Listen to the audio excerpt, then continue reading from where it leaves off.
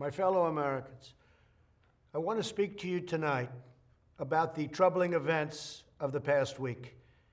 As I have said, the incursion of the U.S. Capitol struck at the very heart of our republic.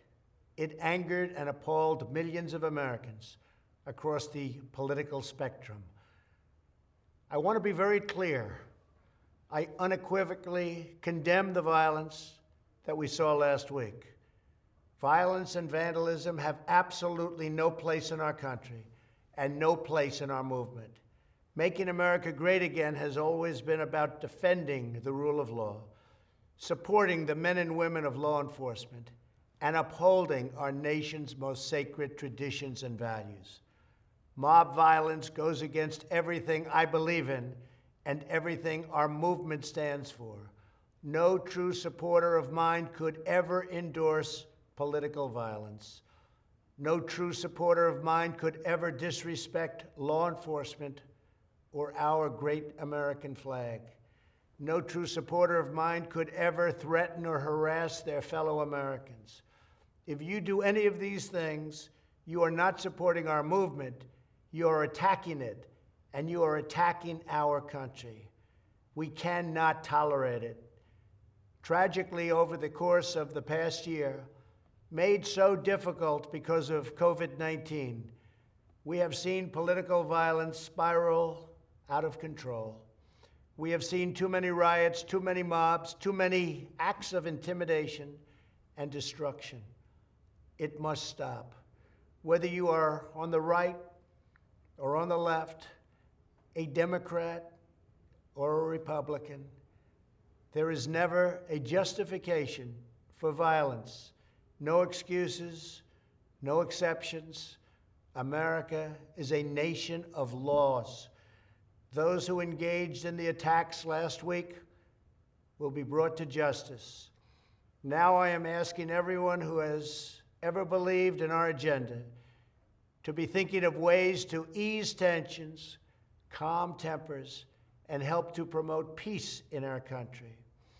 There has been reporting that additional demonstrations are being planned in the coming days, both here in Washington and across the country. I have been briefed by the U.S. Secret Service on the potential threats. Every American deserves to have their voice heard in a respectful and peaceful way. That is your First Amendment right.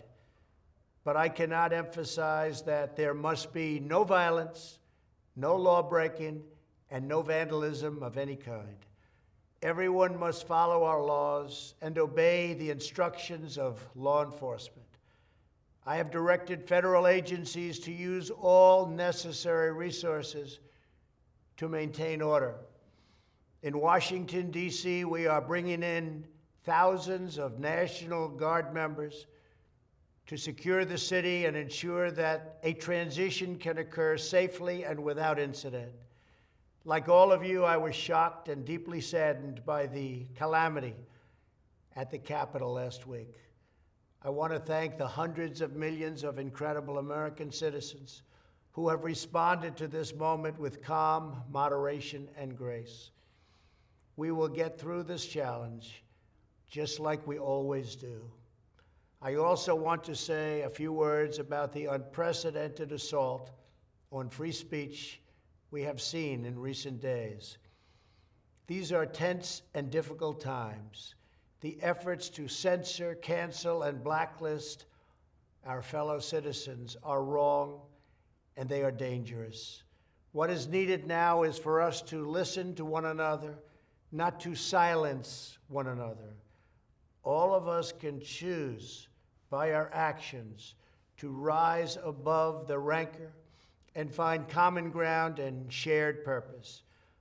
We must focus on advancing the interests of the whole nation, delivering the miracle vaccines, defeating the pandemic, rebuilding the economy, protecting our national security, and upholding the rule of law. Today, I am calling on all Americans to overcome the passions of the moment and join together as one American people.